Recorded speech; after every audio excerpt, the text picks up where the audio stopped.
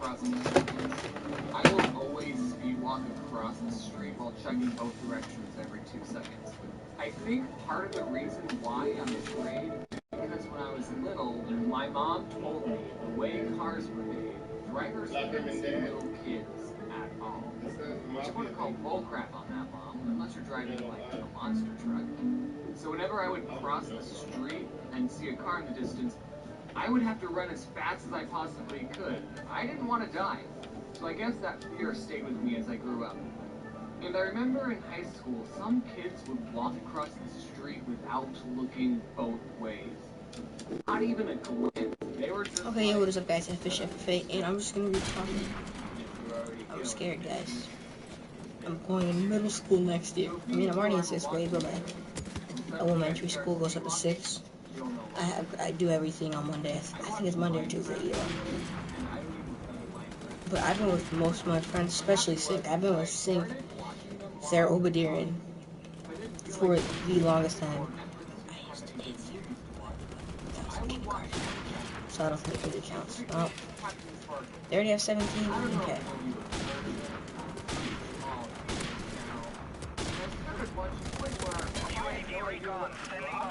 I would still watch the Minecraft videos anyway.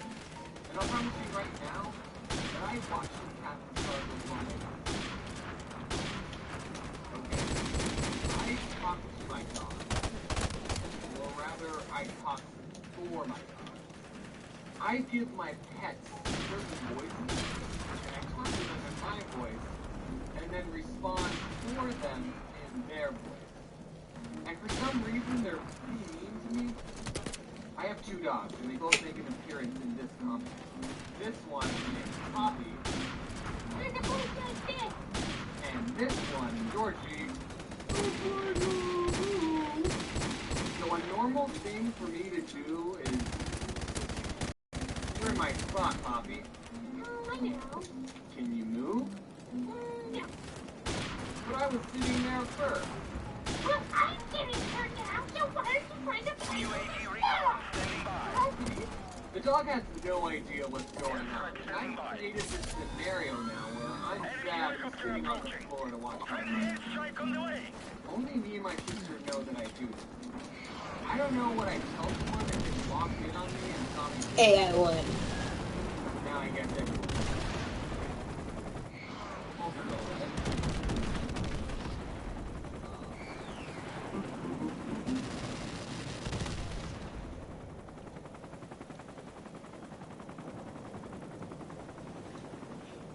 You know, I never really understood trigger words until I got roommates. I hated my roommates. Except for you, Isaac. He watches my videos. Oh, James, you didn't hate your roommates. You just mildly disliked them. Yes, I did. When I first moved out of my house and went to college, the day I moved into my apartment and I opened the front door, this is what I saw.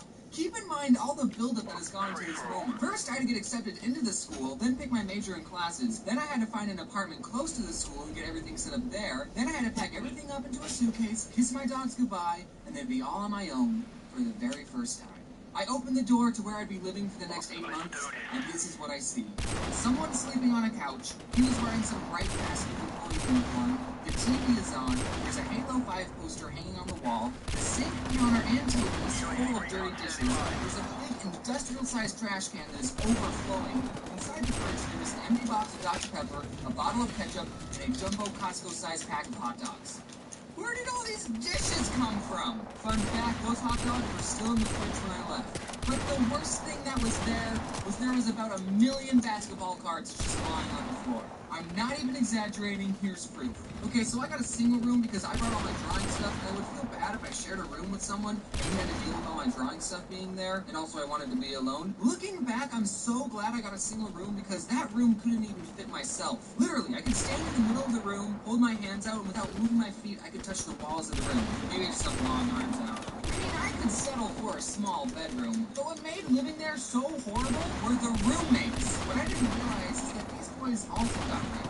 So that means that they too were socially awkward and kept to themselves. Which you might think is a good thing, but you'd be wrong. On the first night of being by myself, I unpack all my drawing stuff and I set it all up. Then I turn on the computer and the screen is just black. Nothing nothing was turning on. I tried everything to fix it, and it just wasn't turning on. Eventually, I contacted the people who made it, sent it in, and then I got it back working. But during that week, while the tablet was being fixed, like, seriously, no joke, that was probably the worst week of my entire life. Who are you? I'm being serious. Making comics and YouTube videos was like insane. And that first night of doing it on my own, my tablet broke. I cried, guys. I couldn't even eat food, I was that sick. I hit rock bottom. I remember just watching Captain Sparkles and Game Grumps highlights all day. But then the day I got it back, I was a drawing machine. I posted the comic the very same day. So let's spend the rest of this video talking about these previously mentioned roommates I had. The first person I need to talk about is Isaac. He was the only one that I liked, and he's also the only one I told that I made YouTube videos. And this boy wore Obey hats, he vaped, and he said stuff like, "That's dope." But you want to know why I liked him the most? Because he did the dishes. Like, me and him did the dishes. It wasn't just him, okay? I'd probably never become friends with him in any other circumstance. Just wanted to say that he was the cool one. I like him. Hi, Isaac. I miss you. I was looking at this post on the internet, and it was where the old memes are today. And for the after picture for the Scumbag Steve meme, it looked exactly like my roommate, who I'll just make up a fake name for, Steve for convenience. I'm pretty sure I was roommates with a meme. Just put a fedora on this meme, and boom, that's my roommate, Steve. And it was a very fitting meme, too. This guy wouldn't do the dishes. He always put this ramen thing in the microwave, and would leave this gross juice stuff behind. So then when I would go to use the microwave and get my paper plate soggy, so I would have to check every time before I used it to make sure there was no juice stuff behind. And also at night we watched anime without headphones, subbed. Anime has a certain sound to it. I don't know if you knew that. It's like normal Japanese, but really emphatically. Luckily, it was usually late at night when he started watching, so I would just have to get to sleep before he started, and I would be all good. James, why didn't you just ask him to turn it down? I did! One night, I went into his room and I said, "Hey man, can you turn it down?" And you know what? He did turn it down for that night. That night. That one night. The very next night... But you know, he wasn't too bad. He would spend most of his time in his room playing video games, and I would spend most of my time in my room drawing. So except for the microwave juice thing, we didn't get in each other's way too often.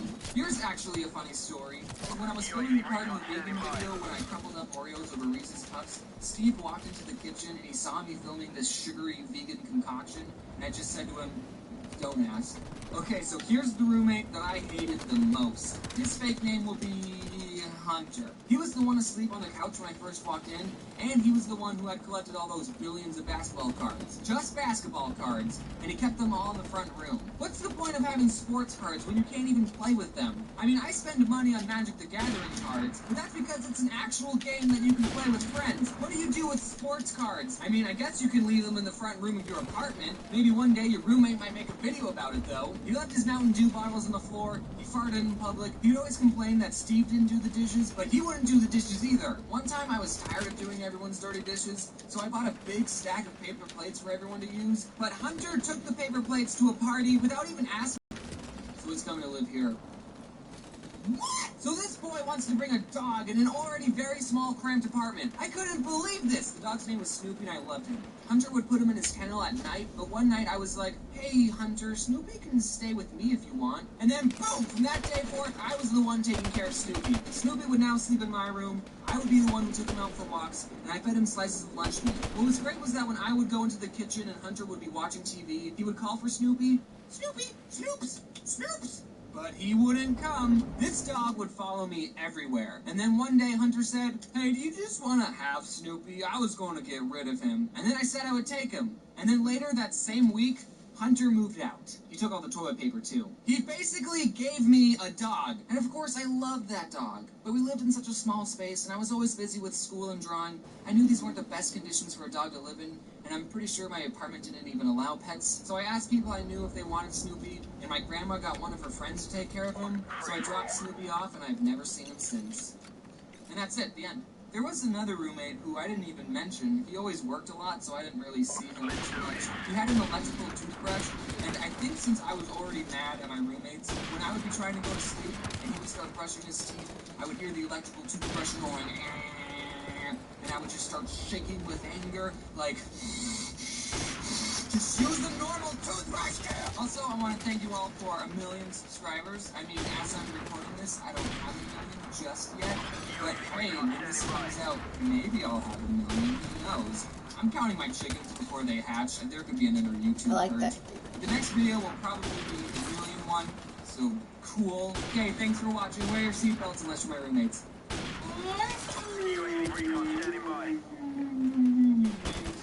Snoopy.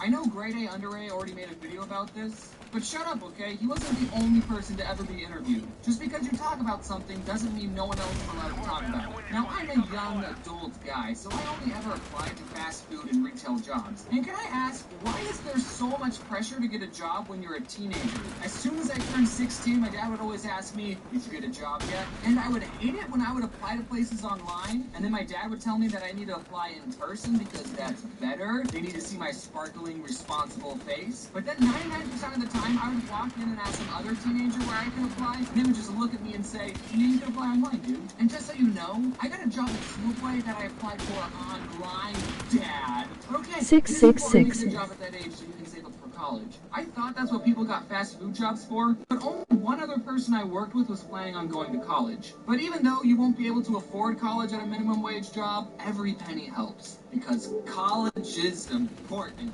Except in my case, I dropped out of college. School is for nerds! Why is it so difficult to get a job in fast food or retail? If you don't have any friends that are working someplace that's hiring, and if you don't have any past job experience, then it's so hard to get a job even as a teenager. Or maybe I just simply feel I've never seen an interview. I would apply to who knows how many places online, and then there was only a 20% chance that they would call and set up an interview, and then after the interview, there was a 0% chance they would actually hire.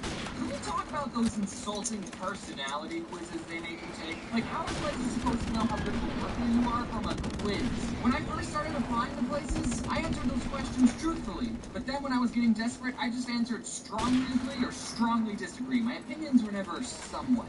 This one time I applied to a grocery store, and this woman took me in the break room, and then she told me to wait, and then she left for 20 minutes. Yeah, I timed it. And I didn't want to start playing on my phone just in case she came back and saw how irresponsible I was being. So I seriously just sat there doing nothing for 20 minutes. And I was in the break room. Other employees just walked in and out, and no one was acknowledging my existence. Does that mean I can just walk into any other break room, just sit down, and no one's going to stop me? But then the lady finally came back with another girl, and this girl was being trained to be a manager, so the lady was using me to teach her how to interview people. So they sat across from me, and they were just talking to each other, and they were saying stuff like, so you can't ask him if he's 18, you have to ask him if he's over 18.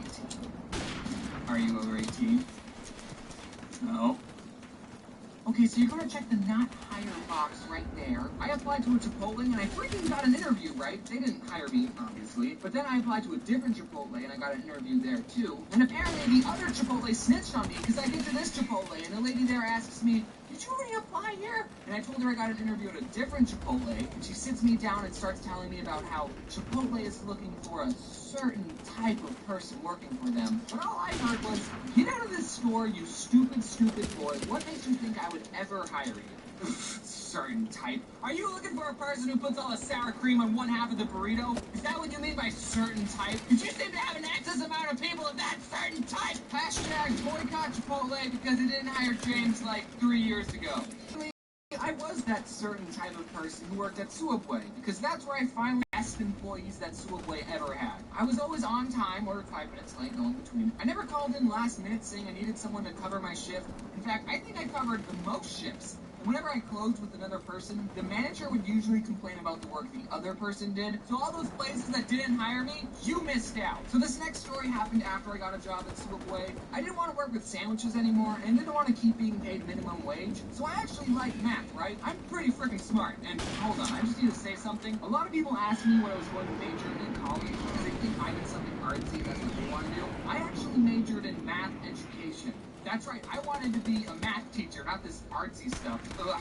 So I applied to be a math tutor at my community college. Like, that would have been the perfect job. I'm a math education major, I want to be a math teacher, and this job would give me good practice for the actual job. So in this interview, they gave you a practice problem, and then you had to teach the people giving the interview, which makes sense. I think all jobs should have a practice instead of an interview. For some stupid reason, I was only allowed to teach the math that I had completed, and I did AP Calculus in high school, but for another stupid reason, the credits didn't transfer. Maybe it was because I didn't do the AP test, who knows? So I had to do calculus in community college again. So when I was applying, I could only tutor algebra and trigonometry. I got my practice problem, and it was so obviously a calculus problem. It was one of those, this is person A's distance over time, and this is person B's distance over time. Who's going faster at this time? Okay, that's an easy problem, okay? Take my word for it. But since these people I was quote-unquote tutoring didn't know calculus, I couldn't use calculus to teach them. Do you guys know what a derivative is? No.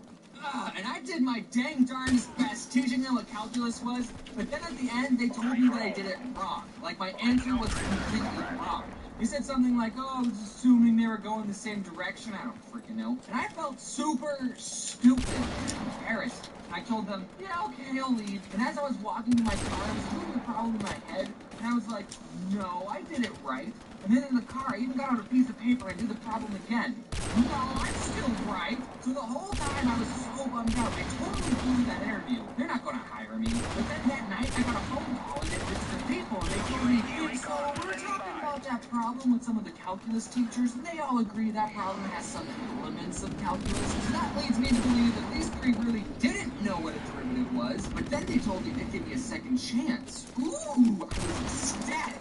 I had to go to Target and buy another nice shirt because I only owned one nice shirt, and it would be weird if I showed up in the same shirt. I get there, I get the problem about a farmer and his fence. I totally nailed that problem. I knew exactly how much fence that farmer needed to build 2 pens, with one being 2x plus 3 units larger. His farm animals were going to be so happy. Hit me up if you need any more help, dude. The whole time I kept asking them, you guys understand? And they said, yeah. So I thought I was doing good. I left feeling a lot more confident. But then they never called me back. So I didn't get the job, even though I bought a nice shirt from Target. And I kept working at Subway. The world lost what could have been an awesome afternoon that day. This is what I'm thinking. They're probably just embarrassed that they gave me a calculus problem, and then I totally got it right in front of them. And then they thought it would have been awkward if we worked together. That's totally what happened. It wasn't because I actually got the problem wrong, or I was a freshman and all the other tutors were in their mid-20s. The point is, I'm not going to be teaching math anytime soon. Unless I freaking make a video about it, like that Khan Academy guy. Man, you know how many tests I didn't fail because of that guy? Ah, I love that guy. You should adopt me. So here's a little tip for job interviews. If you're ever going to do one, you should always wear your seatbelt.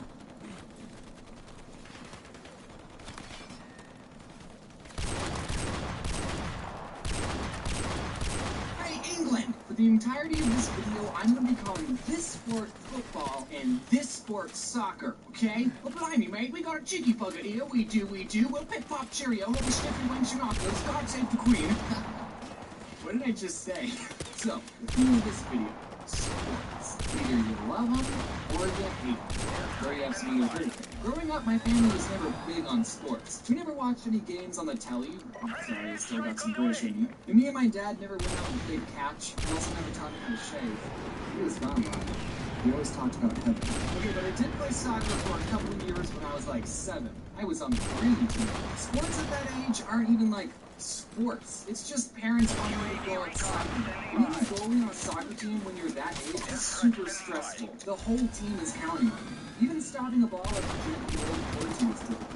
One time, the other team we were playing was so sucky that all the players spent the whole game on their half of the field. And I was the goalie for my team, and I remember just sitting down and picking at the grass. Soccer was the only sport that I've been on a team for. Well, I mean, I'm not counting the track team that I was on for only 2 days. There's this kid I mentioned a long time ago in my Boy Scout video named Micah. Now, he was a soccer fanatic. I wonder what he's doing. Okay, England. We have this holiday called Thanksgiving. We celebrate it because it's when we left your lame country. So don't ask what we did next. So on Thanksgiving, for some reason, it's a tradition to play football before you don't eat food. So while the ladies stay inside and cook the meal, the men go outside and throw the pigs around. I'm just kidding, you guys. I'm not a sexist. But I mean, that is what happens. So one time during Thanksgiving, I was a little kid, like 11 or 12, and I was playing football with my dad and other 2-year-old friends. So maybe the littlest, I wasn't particularly the best player, but while we were playing, I freaking caught the ball. I caught it, and then I just started booking it across the field. I probably never ran so quickly my entire life, and I actually made it. I scored a home run. What? And that, to me, was such a pivotal point in my life. I felt so accomplished. Me, a little kid, scored a goal against a bunch of adults. I would think back to it if I was ever feeling sad. Like, oh, I failed this math test, but one time I scored a basket against a bunch of adults when I was 12. But I remember I was a senior in high school, and I was just driving, and then the thought came to me, they probably let me score that touchdown. Yeah, growing up sucks. I was never all that competitive as a child. Well, okay, I was never competitive when it came to sports. It's just a game, guys. We're supposed to have fun. Winning's not that important. Sports are good at that age, though. They promote physical activity, you make friends, you might like the sport and want to pursue it more, and it's not a big deal if you suck. I'm totally making my future kid play a sport. That is, if I have kids. What if I die alone? People make the comparison that some people watch gaming channels for the same reason that others watch sports. You're watching someone play a video game? Why do you watch someone play when you can just go to the computer and play it yourself? Now replace the word video game with sport and outside with computer. And it's the same thing. Loading Artist made a very good comic about the point I'm trying to make. I'll just read it. What are you doing? Watching this guy play a game. It's pretty funny. Wait, so you aren't even playing? Yeesh, what a waste of time. And then he goes and watches a sports game. Man, Loading Artist is so much cooler than me. I've said this before, but he was such a big inspiration to me when I was first starting out. I just wanted to say that again. Go read all of his comics right now. I just want to say it's fine if you watch sports. Granted, I won't watch them with you because they're incredibly boring. You want to know why gaming channels work? It's because they play different games. Even Captain Sparkles, who mostly plays Minecraft and also who I love, by the way, and I did buy a t-shirt to prove my point, but it's still in the mail. See, look, I bought a t-shirt and I bought sunglasses right here. So I just want to give a big shout out to themakershop.com, who's taking a million years to ship me my Captain Sparkles shirt. It was one of the sunglasses that I also bought down. Notice me, senpai. This email says it's going to take 3 to 7 business days at 7 or 13. So I bought this just so I have something physical to show my love for Captain Sparkles. I've been watching all this video since 2018. Oh, he's changed it. But the point is, he changes around the format and the rules of his Let's Plays, with all the different maps he plays. It's different for every video, even his role-playing ones, which I'm still waiting for part 5. Now, imagine if there was a gaming channel that only played the first Super Mario game. It might be fun to watch at first, especially if you're good at playing the game, and it might be fun to watch how other people play it and see what they do. But for 50 years? Don't you think that would get a little boring after a while? I mean, only so much can happen, and that's what I think sports is like sometimes. It's the same game, same rules, over and over and over. Spice some things up once in a while. What if for basketball there were like mystery boxes, like for Mario Kart, and you could grab them and that would give you an advantage? How about if a team is losing, they get some wacky, hilarious handicaps depending on how far behind they are, so it's not hopeless for them. But James, sports is supposed to measure your talent.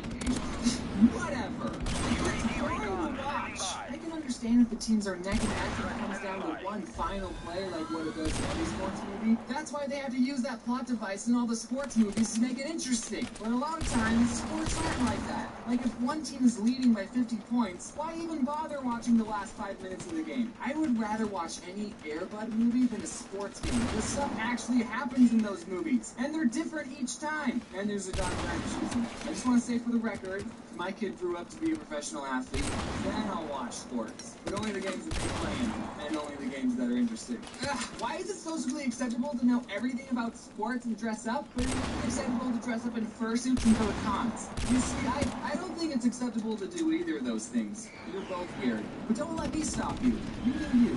Follow your dreams. Okay, let's talk about some stories. In grade school, I was putting the honor classes for my academic achievement, which did not help me whatsoever, and probably hurt me when I moved to college. But that's not what we're talking about. Anyway, during recess, the whole class would play kickball. Kickball is a fun sport. Anyone can play it. It takes a pro to be good at it. There was this girl in my class who was the best kickball player, and then later, when she grew up, she became the valedictorian of my high school and went to Harvard.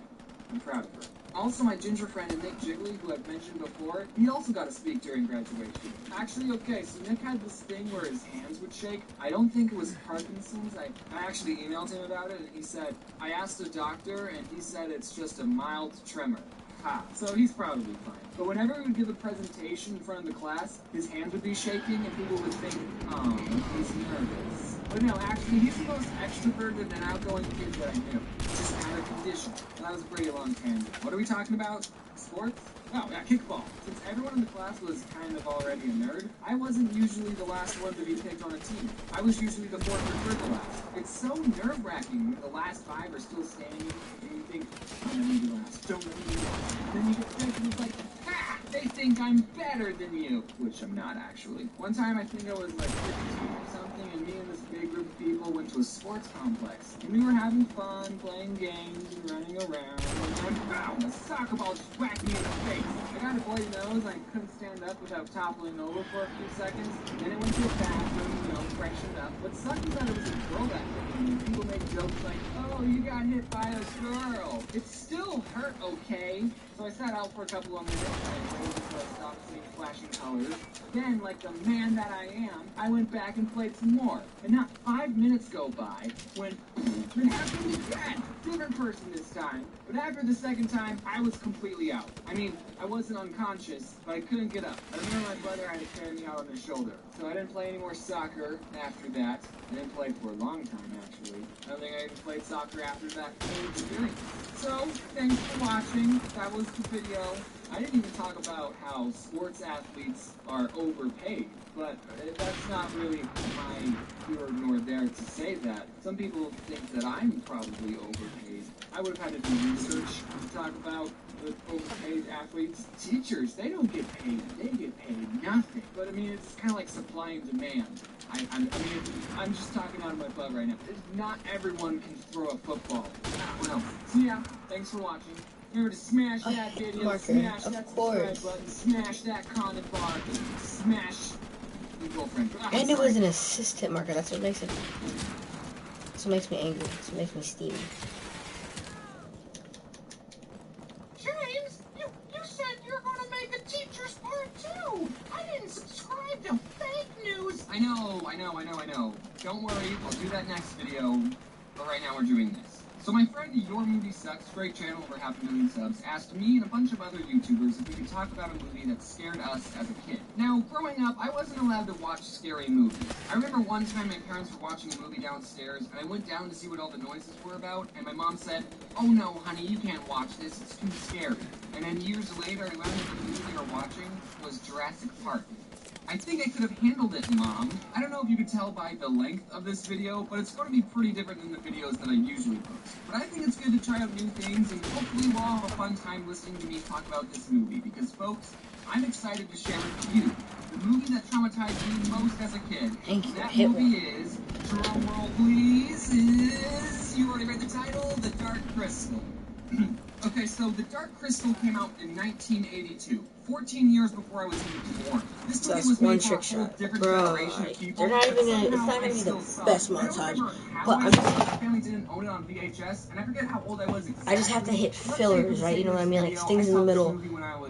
I hope that the shot I hit, like when I spun, and it was a simple 360, but the way I hit it was so clean. Jim Henson is the creator of, I don't know if you've heard of this, but The Muppets. You might have seen them before. There's no denying that Jim Henson was a But I hope that that's the closer or opener. The work he did on The Dark No, Crystal not the opener. No, it would be a good opener. As much as I'm about to talk this movie down, it's honestly a work of art. The most enjoyment I got rewatching it was just the artistic appreciation of the character design, the scenery, the costumes, and most importantly, the puppetry. Some of the puppetry was amazing, like this shot. How'd they do that without CGI? And did I mention that there's no people in this film? Except for full body shots, then they just used a real person dressed up and had them not face the camera. But as I rewatched The Dark Crystal, I realized that the movie was kind of garbage. So instead of talking about the parts of the movie that scared me as a child, I'm going to be talking about why this movie was pretty bad. So now this video just turned into one of those bad movie review videos, but honestly, I like watching other people talk about bad movies, like The Room and Birdemic and what was that other one? I can't quite put my paw on it.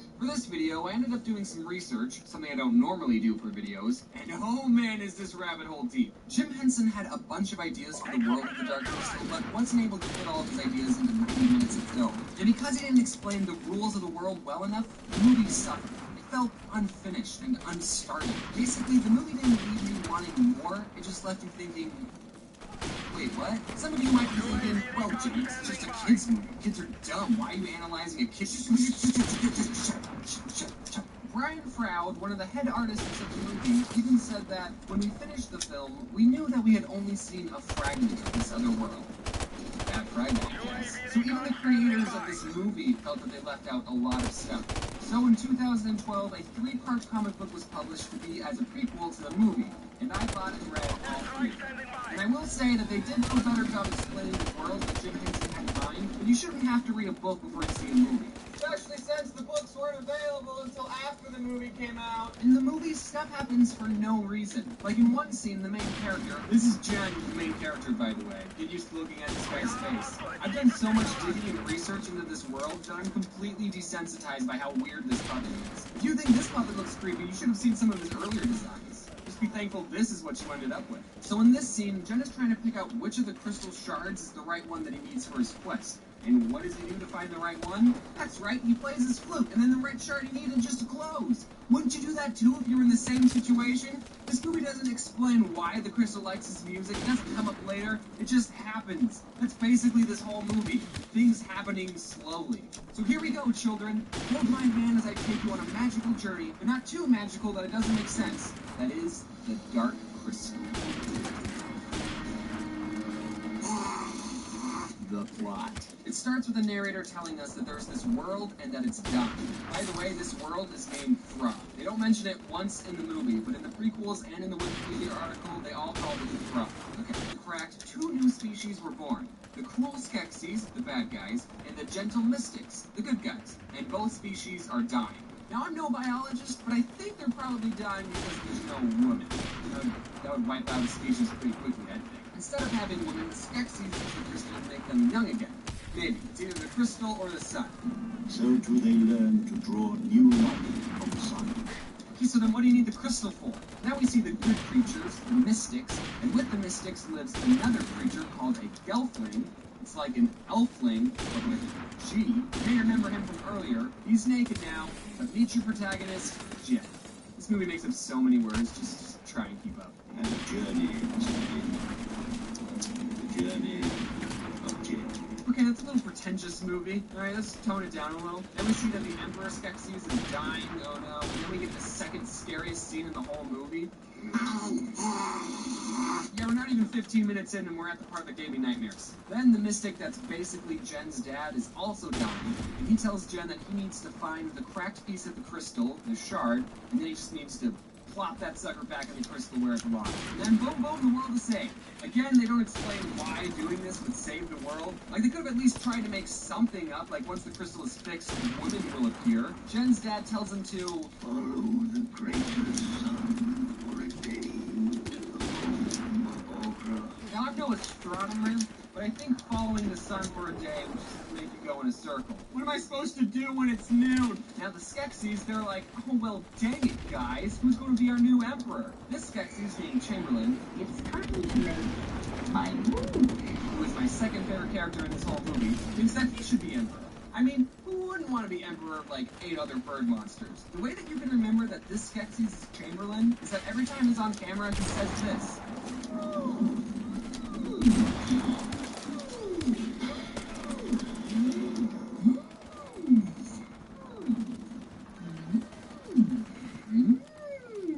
Hey man, you can't be emperor, said the Skeksis. Oh yeah?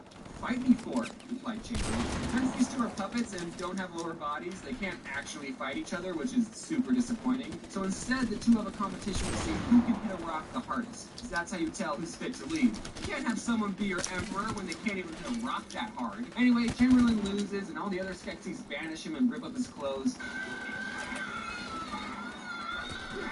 Okay, now hold up. Do you see what's funny about this screenshot?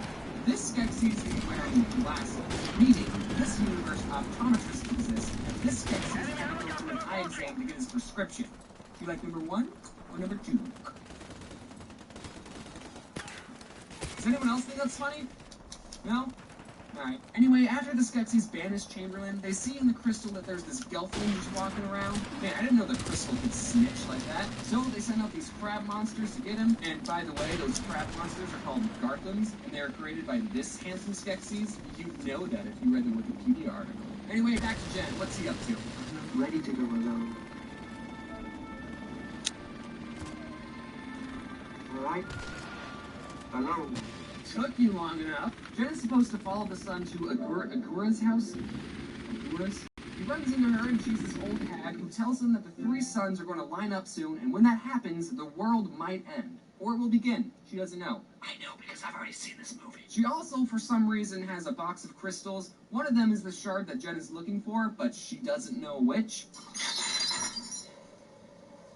Which one is it? Don't know. So Jen narrows down the box of crystals to 3 shards. It's one of these 3, I'm sure. What? No, you've never even seen the dark crystal. How do you know it's one of those?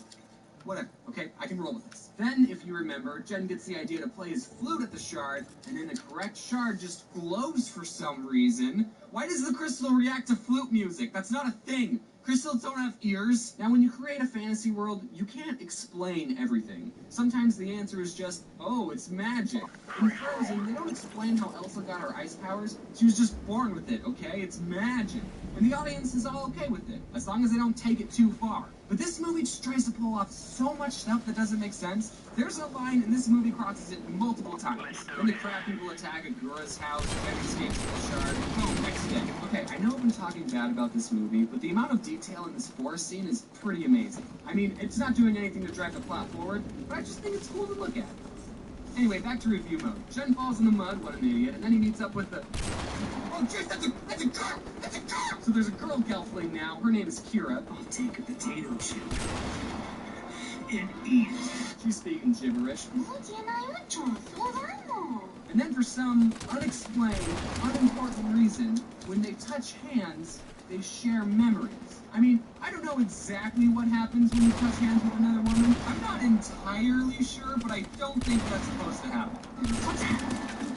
We're dream fasting, sharing our memories. Having a bath. Okay, 3 things. First, this seems like a plot device way to just throw this backstory, but whatever. Second, Jen, you just found out that you're not the last of your species, and when you realize that you're sharing memories with her, you decide to show this person you just met you having a bath. I mean, I guess she did show you her mom dying, so let's just get all that personal stuff out of the way. And third, somewhere on Earth, there exists a baby naked Jen, and I need to have it. Then we're introduced to my 3rd favorite character, Kira's dog, Fizzy. He doesn't really add anything to the story, he's just that lovable pet/side character. Hey, that's a lot like my dog. Hey, Bobby! Also, Kira can talk to animals. Okay. Then we're treated to this really great scene. A whole 2 minutes of the Skeksis eating. But honestly, though, I kinda love this scene. It does a great job creeping me out. Okay, it does go on for a minute too long, but bear with me here. The Skeksis' clothing and silverware are Victorian, so it gives off a haunted mansion scene. And just the character design and the way the Skeksis are eating just comes off as unnerving. A lot of movies' scary parts are jump scares or gore. At least I think they do that. I'm not allowed to watch the scary movies. But this is such a different way to unease an audience. It kind of reminds me of the first half of the Dumper and Scared video. Nothing necessarily scary is happening, but it's still able to make the audience feel uncomfortable. Basically, the whole point of this scene was that the crab people were like, hey, you got this old hag, but we didn't get the gelfling. And then the Skeksis were like, wow, okay, release the crystal bats. Crystal bat fly! Search the land! Search the water! Search the sky! Okay, this might be nitpicking, and I'm no gelfling expert, but I think you can rule out searching the sky. I don't see too many gelflings just flying around. So one of the bats finds Jen and Kira. They go back to Kira's village. Jen doesn't even know where he's supposed to take the shard. His dad never told him what to do after he got the shard. He tells Kira about his quest and what Elvira told him. You know the 3 suns in the sky? They're going to come together soon. It's called great something or other. See, even Jen doesn't remember these made-up names. It really would have been convenient if you told her this information when you were sharing memories. So then the crab monsters show up and basically murder and capture Kira's whole family. Yeah, it was pretty traumatizing. And right when the crab monsters are about to attack Jen and Kira, Chamberlain comes out of nowhere. Remember the guy? He steps in between them and stops the attack, and Kira and Jen escape because Chamberlain saved them. Oh, and then Jen throws away the shard. Boom, next day. Kira finds the shard that Jen threw, and then the two find some hieroglyphics about a prophecy. It says a gelfling is going to save the world and kill all the Skeksis. It doesn't matter. And then, oh, Chamberlain shows up. Hey, Chamberlain. Hey, guys, I'm sorry for killing your entire species. We just didn't want the prophecy to come to fruition. You understand, right? So what if we all go to the castle together, we can eat some food, just have a gay old time and talk this whole thing over. What do you think? And then he says please a lot.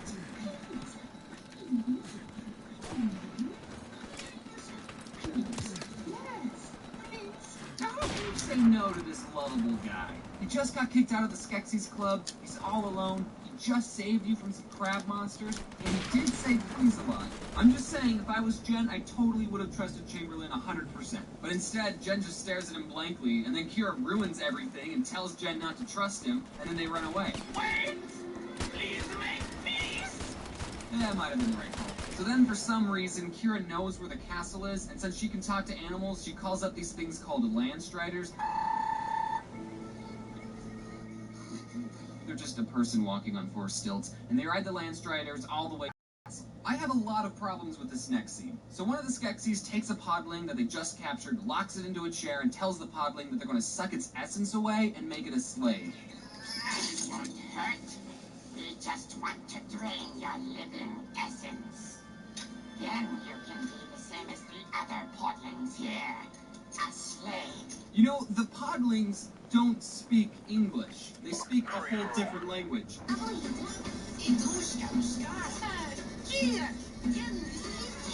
The Skeksis is just talking gibberish to this guy while he's just locked in a chair like, what's going on? Like, none of what you're saying is going through this guy's head. And so only the Emperor can drink the essence, and that will make him stay young forever.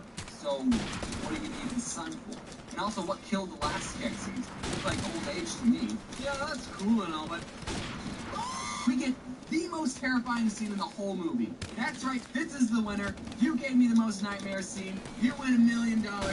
Congratulations, scene. I can go on for hours about how this part of the movie gave me nightmares, but honestly, it speaks for itself. I think what made it worse was that the podling was tied down to the chair, and he was just so helpless, and his whole face melted off, and just... But now that I'm older, all I can think is, what do you guys need slaves for? So far, the only thing slaves have done was pull on a rope to make some swords appear on the ground, and bring you guys plenty of food. Why is there such a high demand for slaves that you need to make new ones? What do you guys even do all day? Then Kira and Jen arrive at the castle. They see the crab people taking in the pod people from Kira's village. They try and save the podlings, but completely fail. The landstriders die immediately. Jen and Kira open the cage that the podlings are in, and then the two get cornered. And what are they going to do, you ask? Well, isn't it obvious? They're going to jump and slowly float down to safety. Ooh, I like that. That was nice. That never came up in the memory sharing bit. So I guess You guys like that? Just randomly in the middle of the game, just hit a bow shot. They weren't that far up. Hey, Kira, sorry we left your whole family back there. Totally didn't save them, like, at all. Chamberlain's there, he basically murders Jen. And since he captured a Gelfling, he's not an outcast anymore. You guys should have just went with him the first time. Now 2 landstriders are dead.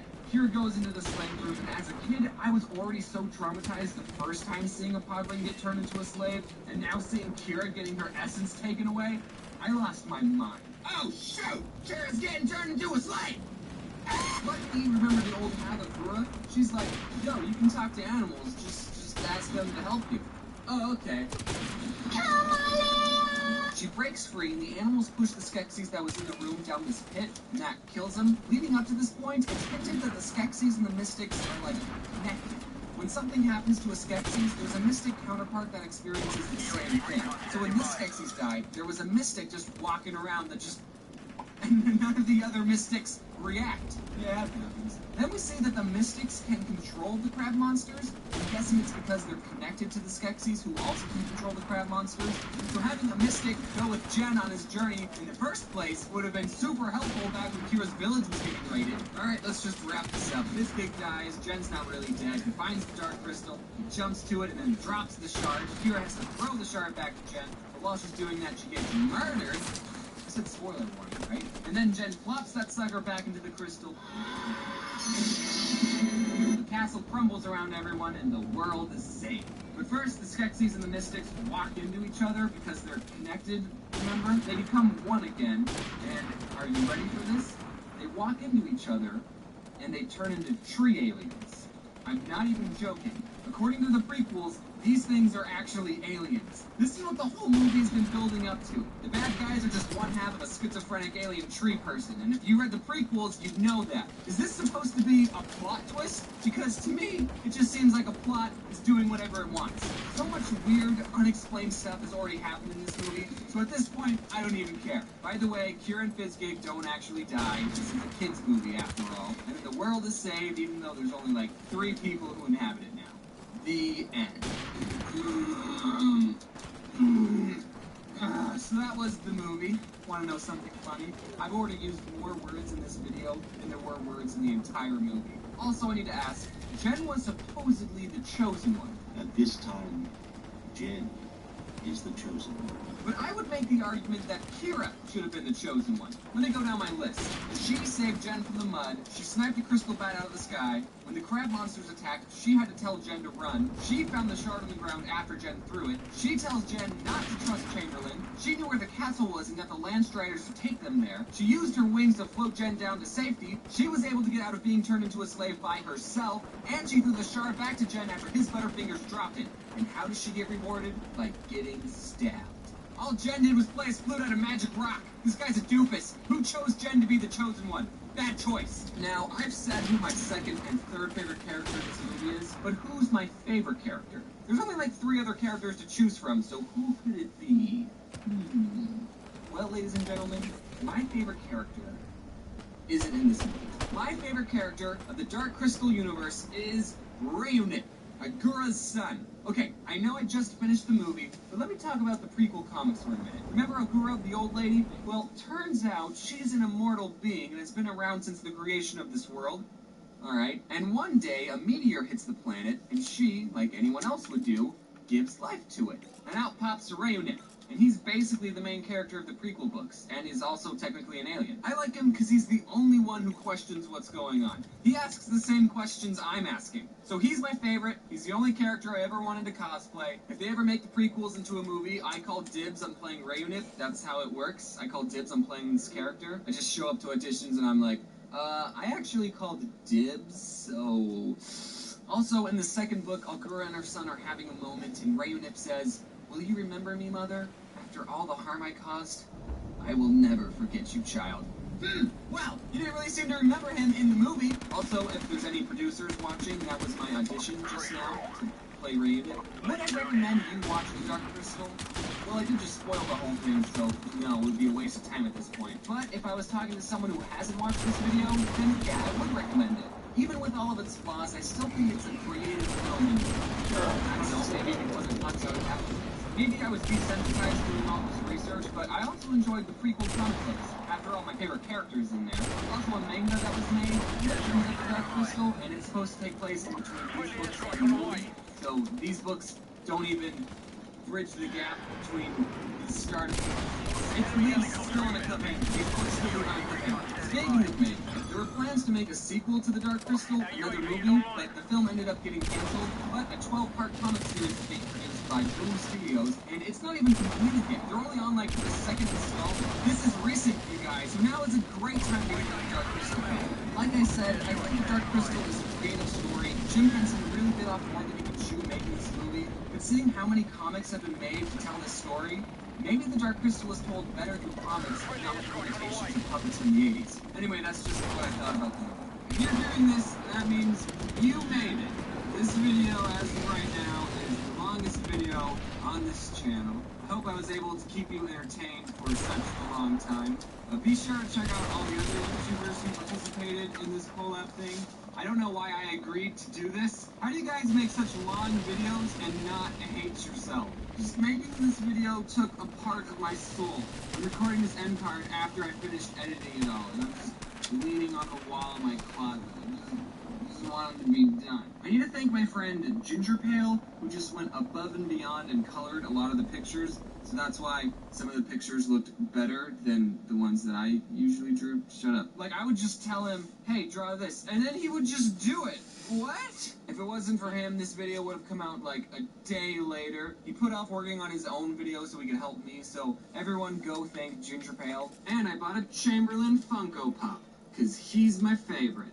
Why is he my favorite?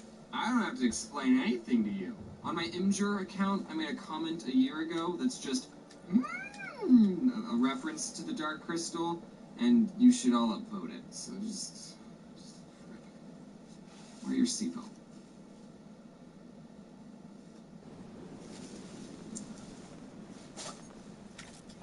I wanted to make this video about 6 months ago, but then I thought, no, I'll save it for Halloween because of theming or whatever. I don't know. Shut up. I don't have to explain myself. I'm excited to tell you the story. Ooh, 4 people still. Haunted houses. I think haunted houses, they're fine, but I don't want to brag or anything. Okay, I'm down. But since the age of 16, I've never been in a haunted house that I was scared of. 6. All the haunted houses I've been in for free and didn't have me sign a waiver. And when I was little, sure, I was terrified of haunted houses. It's just, okay, I did it. I don't know. I kept telling myself that none of it was real. And then when I grew up, I just always knew that none of it was real. When you can see the severed hand is made of plastic, all the tension you previously had is kind of lost. And sure, I still get startled at the jump scares, but since they don't stab you or anything, it's always awkward afterwards. Hello? I'm just gonna watch this one. Or maybe I don't get scared because I don't feel emotions anymore. Who knows? But there's one haunted house experience during my senior year of high school that I will never forget because it was probably one of the most traumatizing things I've ever seen. I haven't seen that many traumatizing things. And also, I won't forget it because I'm about to immortalize the experience by making a YouTube video about it. Alright, my senior year, I was part of my school's drama club. I was a leader. And the clubs at the school got to help do some of the activities for the school's fair. The whole school is putting on a fair, probably to raise money or something. It seems that schools are always in need of some extra cash. Have you ever noticed that? So the football team got to do the dunk tank, band kids, like, face painted or something, I don't remember, it's not important. And the theater kids, since the fair is in October and that's Halloween's month, we got to put on a haunted house. Cool. The drama club was separated into groups, and we would each be a scary part in the haunted house. And we got to make the haunted house inside the school. So we had a lot of area to work with, and there was a lot of space in between each scary thing. My group, what we did is we dressed up as vampires, but scary vampires, and we sat at this dinner table, and we decorated it with fake organs, goblets filled with blood, red Kool-Aid, and we had this freshman girl that was laying on top of the table. We put fake organs coming out of her, you know, to make it look like we were eating her, because vampires eat people. Okay, saying that out loud, I realized that doesn't make any sense. Why would a group of vampires be eating someone? They don't do that. We put a yellow shade over the light above for a good spooky atmosphere. We had a smoke machine, some ambient Halloween music playing. Our group was pretty legit. Whenever a group of people walked by, we would just silently stare at them, and then the freshman on the table would scream at the top of her lungs. She was really good at screaming, by the way. And since we had so much space in between each of the scary parts, when they walked past us, we would get up and chase them. Yeah, it was fun. Okay, so you have to understand that theater kids are very loud, extroverted people. I need to tell you about this one kid who was in my vampire group. We'll just name him... Balake. Yeah, Balake. Balake and I were both part of the school's improv club, so we were both pretty funny people, except Balake was just out there. He was loud. It seemed he was just always screaming. I didn't have any classes with him, but he was obviously the high self-esteem class clown kind of kid. So Balake, being the loud and more popular kid, he got to sit at the head of our table. We had done the haunted house for about 2 hours at this point, and I want you to think what it's like to go inside a haunted house. Just going in for 5 minutes, that will already make me feel uncomfortable and sweaty. All the strobe lights, the smoke, and the freshmen over here who had to be constantly screaming bloody murder. Again, you did a good job, freshmen. And we were supposed to get a break sometime in the middle, but since the haunted house was so popular, we didn't get one break. So I'm a little loopy after doing all this for so long, right? I was totally not ready for what was about to happen. This group of people walk in, and we do our normal thing. We get up and we chase them, but Balake got pretty physical with this one little boy. Like, he kind of shook him up a bit. And I didn't see exactly what happened, but apparently this little boy was holding a fish in a plastic baggie. You know those little tiny fish that are actually supposed to be used as food for bigger fish that you can win as prizes in fairs, and 99% of the time the fish die within 2 weeks because you don't have the right aquarium equipment? You just put them in water and watch them slowly die. You know those fish? I didn't think people were allowed to bring their new pet fish into the haunted house, but I guess he smoked it in or something. I didn't see the kid drop the fish. Maybe Balake slapped it out of his hands. That could have happened. I just heard a scream, and I saw a fish flopping around in a puddle on the floor. Fish look like they're in so much pain when they're out of water. I don't flail around uncontrollably when I go swimming. Like, calm down, fish. I'm silently panicking, because the fish looks like he's going to die in 3 seconds if we don't do something. I start thinking of places we can put the fish. The toilet. But Balake, without saying anything, just immediately bent down, cupped a tiny the fish in his hands. He ran back to the table, he put the fish in an empty goblet, and then he poured red Kool-Aid into the cup. Nah, I'm just kidding. He got a water bottle from under the table because they gave us water bottles, and the fish was fine, ladies and gentlemen. It all happened so fast, and thanks to Balake's quick thinking, he saved this little kid's fish. The kid was still a couple of feet down the hall. Balake took the goblet in his hands, walked it over to the kid, reached out his hand to give the kid his fish, and then he just chugged the drink! Balake! He drank the fish! And this little kid let out the most blood-curdling scream. It sounded like this kid just watched his pet get swallowed by a complete stranger. It was honestly the loudest scream I heard that night. I bet the next group of people behind these guys were thinking, oh man, whatever's next must be really scary to get that kid to scream like that. The kid started trying to attack Balake, and I'm sure if he had the correct tools, he would have murdered him. Balake eventually spat out the fish. He didn't swallow it, thankfully. He just kept it swimming in his mouth. But I mean, that's what you gotta do when you're working in a haunted house. You have to scare people any way you can. I was just a bystander, and I still wake up in a cold sweat thinking about it. Turns out this kid was actually Balake's little brother, so at least he didn't do this to a complete stranger. And you really gotta appreciate what lengths older brothers go through to torment the little brother. Balake's little brother, you might be watching, but I was there, dude. I know what pain you go through. I have an older brother, too. I know what it's like to be Luigi. I mean, he never swallowed any of my pets. He would just steal my food. He also never let me win in Super Smash Bros. Anytime I was about to win, he would turn off the Nintendo. But I mean, I'm fine. Look how I turned out. I shouldn't be so hard on my older brother. After all, he supposedly watches my videos. No one send him a link to this video. I want to see if he actually watches these. Hey bro, you probably forgot all the times you turn off the Nintendo 64, but I'll never forget the first time I beat you in Super Smash Bros. Fair and square without a handicap. We were on Link's stage, your favorite character, and ironically, I was Luigi. For changing subjects, someone asked if I say, wear your seatbelt because someone I knew died in a car crash or something. Nope, no one I've ever known has ever died in a car crash. I know of some people who've been in car crashes, but they all lived because they wore their seatbelt.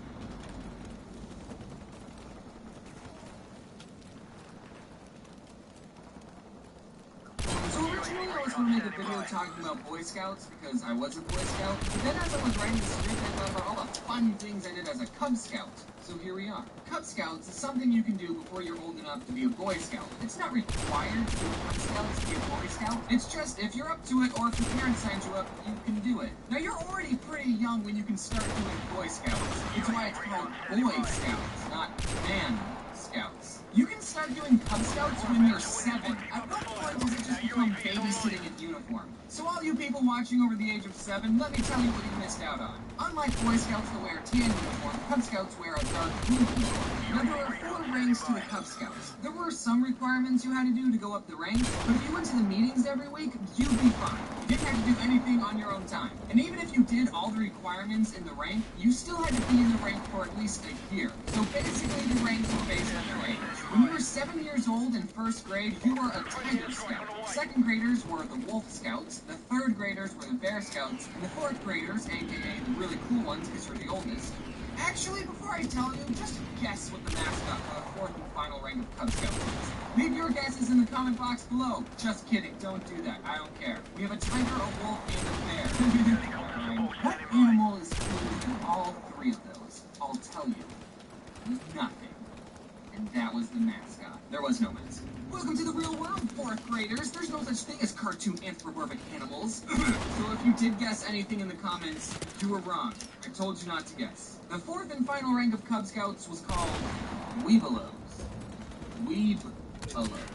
Very fitting name. It goes Tiger, Wolf, Bear, Weebelows? What kind of animal is that? Apparently it's supposed to stand for We Be Loyal Scouts. We talk like pirates.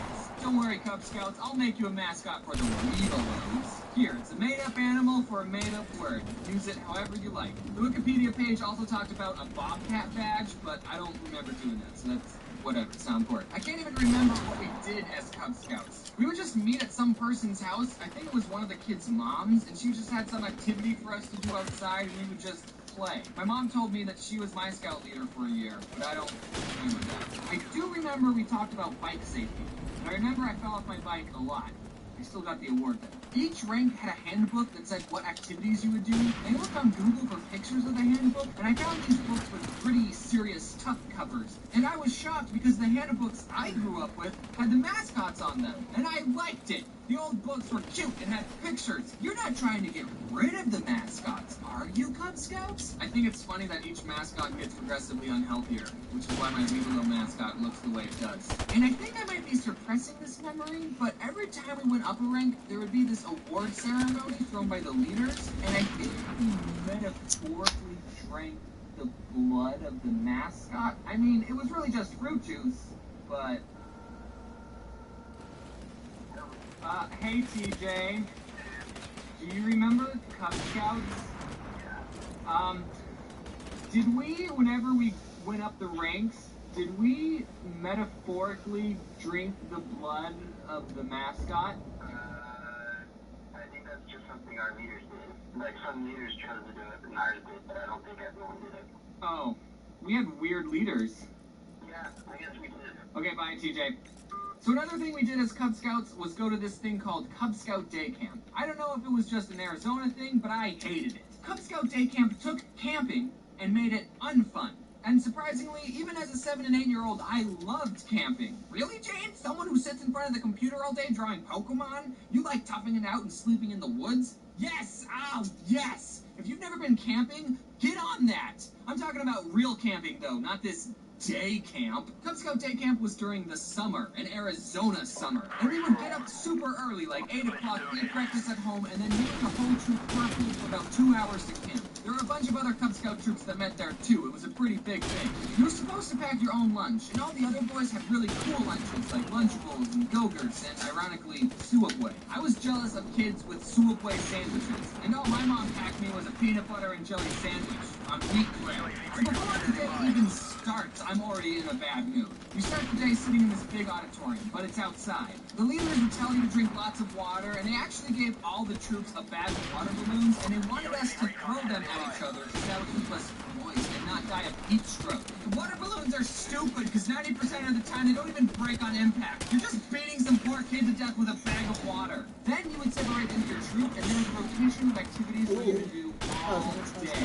We ate dinner, and then we went back to the auditorium, and some of the leaders put on a play. I mean, it was a pretty dumb play, but I was invested in the story. But then at 10 p.m., you went home. You didn't even get to sleep in a tent. Sleeping in a tent is one of the most fun things about camping. And also, the whole time, we didn't get a campfire because it's dangerous to have fire around 7 to 10-year-olds or something. But they did let us do archery because that's safe. Then the next day, you went back and you did it all over again. And then you would do it for a third day, too. So 3 days of this. 3 days of people throwing water balloons at you, and you can't get them back because you have a weak throwing arm. And you're probably wondering, James, what's with all the complaining? This sounds like fun. I mean, sure, other kids probably had fun. I might have been a little dramatic as an 8-year-old. One time on the second day of camping, I was clumsy and I kept falling off the rocks that I was climbing on. And I kept getting all these scrapes and bruises, and they really hurt. And then we went swimming. That was one of the activities. There was a swimming pool. But just being the little punk kid that I was like, no, I don't want to go swimming. So they made me sit up to the side, and they said I couldn't swim.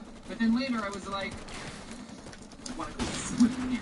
After you swam, the leaders told you to check your shoes for scorpions, and I remember I didn't check because I hated everyone. And you know the play the leaders put on at the end of the day? It was split up into 3 parts, 1 part for each day. So it was left on a cliffhanger. I wanted to go see it, but everyone else in the troop wanted to play with water balloons. And I never found out how the play ended. The next morning, when I was supposed to leave for the third day, I told my mom that I didn't want to go, and she had to tell the carpool that her son didn't want to go because he refused. And then afterwards, when they were handing out the awards, I didn't get a single award because I didn't go the third day. So I didn't finish any of the activities. And then I never went back to Cub Scout Day Camp since. And that's why I hated it. Whoa, I didn't even mention the Pinewood Derby. I didn't even mention the Pinewood Derby! So, I like Cub Scouts. I think it's good because it's go outside. Oh, let's go. I had the leaderboard on. Let's go. I mean, look how I drew it. Also, in case you missed it, I've set up a store now. I got a whole bunch of stuff for you. One of the products that Oh, it doesn't show the leaderboard though. Also, everything in the store But is on you guys sale saw. only until October 14th, so you have a couple of days left to But do for the your shopping. montage, I'll just take that whole clip though. That was nice though. That was nice because I couldn't even see the clip, and it was like 2 spins. I didn't do anything in between, but I switched, pulled it out with the leaderboard on. So, yeah, that was pretty nice. Oh, crap, I didn't make it. Science fair. I was talking to a friend saying, oh, I know, I can do a video about the science fair and, you know, talk about how much it sucks. And she said, oh, at my school, we didn't do the science fair. What? That got me wondering. I went to my own science experiment on Twitter. I ran a poll and asked you guys if you even did the science fair and whether or not you enjoyed doing it. And 58% of you said you didn't have to do the science fair. Like, that was way more than I expected. That's the majority. I've renamed this group of people the lucky ones. And when I asked if you enjoyed doing it, 21% of you said you did enjoy it, and 21% of you said you didn't. I know Twitter polls aren't the most accurate sources of data, but I think it's safe to say that this is a pretty split issue. Now, I'm in the 21% of people who didn't enjoy the science fair. And don't get me wrong, I love science. Well, okay, that might not be true. I really hated biology. And chemistry, that was just a mess. Physics was okay. Maybe I don't like science. I just like space and watching these. Bill and Neil, they're my buddies. Except Neil did hurt my feelings one time. We'll get back to that later. Alright, so let me briefly go over what the science fair is for you lucky ones who didn't have to deal with that. Apparently, it's a very American thing, right guys? Yeah. Basically, we started doing them, I want to say around 4th grade. We would do this every year up until the 10th grade. The whole class would spend all day researching a topic that interests them, and then we'd have to come up with a question that we could run an experiment on. An example of these questions are, does the temperature of the battery affect how long it will last? What color light produces the most heat? How does the shape of a rocket spins affect its gravity? All of which are projects I did. Basically, this was supposed to teach you about the scientific method, but what it really did was teach us how to procrastinate and make up data. And on paper, you might think, oh, that sounds like fun. I wish my school did the science fair. No, here are some flaws with the science fair. First, you got the option to work with a partner. And of course, you want to work with a partner so you can split up the work and not do as much. Now, since I didn't have any friends, I would partner up with someone that no one else wanted to partner up with. But they wouldn't do any of the work. I only did the science fair with a partner once. From 5th grade on, I did my science fair projects alone. The second problem is that we had to come up with a question all on our own. And you gotta understand, we were just kids. We don't think as cognitively as scientists do, okay? Just a couple years ago, we still believed in Santa Claus. Except for me, my family didn't do Santa Claus. And now you want us to wonder if the ratio of a cylinder will affect its buoyancy? Like, come on. And also, we don't have access to any resources. You know, the science fair is a lot like an episode of Mythbusters. But what sets apart the Mythbusters from your average 4th grader is that they're really smart engineers who have access to explosives, while we can't even drive to Walmart ourselves. We have to ask our parents to take us. One year, I wanted to do an experiment on a certain type of soil, so I did research and wrote everything all up, but then when I went to Home Depot to buy the soil, they didn't even have it! So I had to pick a new topic and start all over again. Now do you see why I think the science fair sucks? So okay, I think it would have been better in elementary school if we were assigned a question. I know the whole point of these things is about discovery, but we're all stupid, okay? I guess if you're anything like me and you took a crappy question, you'll have a bad science fair. My very first science fair, after all day researching possible questions, me and my partner came up with a question: what time of the day is the hottest? Now, I already know the answer to this question, and in 4th grade, I'm sure I already knew the answer to this question, too. It's noon. Like, I don't need to run an experiment on that. In fact, I can just go to Google and seriously just type weather, and boom, there's my data right there. No need for an experiment. But the science fair isn't just finding the answer to your question. No. First, after you research the topic, you have to write a hypothesis. A hypothesis is basically you guessing what you think the result of the experiment will be, but you don't write it down as I think this will happen. No, you write it like you know what's going to happen. A formula, science, for a perfect hypothesis is if blank, then blank because blank. Let's use my battery experiment. I said, does the temperature of a battery affect how long it will last? So after doing research about how batteries work, a hypothesis for this experiment would be, if 2 AA batteries are used at different temperatures, then the battery in the hot temperature will not last as long because the battery's fluid will evaporate, which damages the internal structure of the battery. Oh, and spoiler alert, no, it doesn't. I put 2 batteries outside, 2 in the freezer, I let them sit, and then I plugged them into my Game Boy Advance, and they lasted the exact same amount of time. I learned nothing. So you also have to write up the materials you use for the experiment, then you have to write up the steps to do the experiment, the procedures, and you also have to write an introduction, basically just bullcrapping what you're going to do. Then you do the experiment, aka the fun part. Make sure you write down your results because you have to make a graph. You have to. How do you make a graph to show that batteries at different temperatures last at the same amount of time? They did. You think you're done, right? But no, you gotta write up the results as if your graph didn't already perfectly depict that, and a conclusion. The conclusion is like the most insulting part of the science fair. You basically go through this checklist of questions that you answer. Was your hypothesis correct?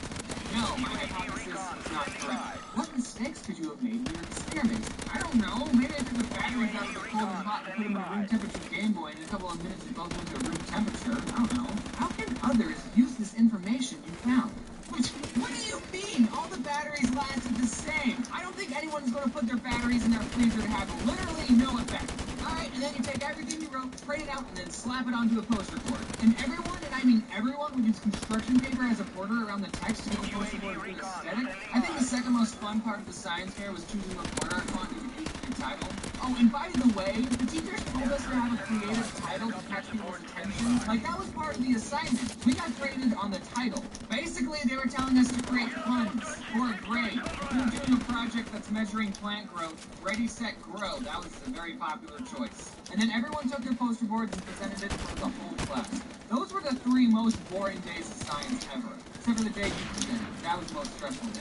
And then after all of that, everyone in the school put their poster board up in the cafeteria, and, you know, then it was fun to walk around and see how other people decorated their poster board. And you could always tell whose mom helped them. So, overall, I didn't have a good time.